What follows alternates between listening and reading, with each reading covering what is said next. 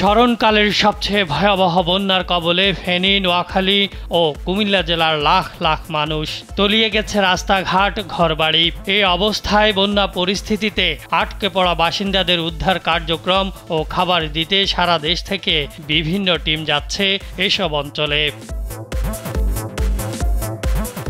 যে দৃশ্যগুলো দেখে বসে থাকতে পারেননি ছোট পর্দার জনপ্রিয় অভিনেতা আরশ খান। কাজ রেখে তিনিও ছুটে গেছেন মানুষের পাশে দাঁড়াতে। এরই মধ্যে বন্যা কবলিত মানুষ এবং পশু পাখির খাবার নিয়ে পৌঁছে গেছেন নোয়াখালী জেলায়। 22 আগস্ট থেকে সাধ্যমতো মানুষের পাশে দাঁড়িয়েছেন। Redmi 13 স্টাইল বানাই দুনিয়া কাঁপায়। তবে এই সংগ্রামে একার পক্ষে কারোই লড়াই করা সম্ভব নয়।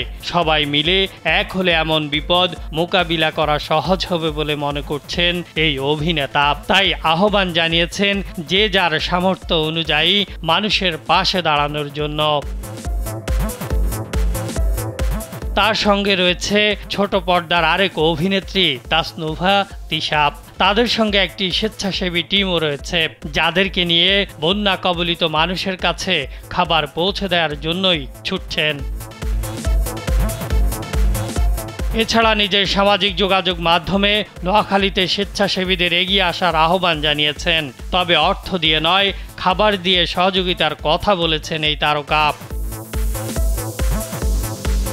টানা বৃষ্টি ও বাঁধ খুলে দেওয়ায় ভারত থেকে নেমে আসা উজানের ঢলে দেশের বন্যা কবলিত জেলাগুলো ক্ষতিগ্রস্ত মানুষের সংখ্যা প্রায় ৪৫ লাখ।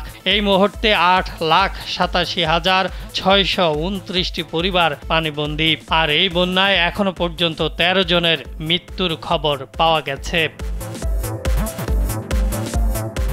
বিনোদন ডেস্ক, কালবেলা।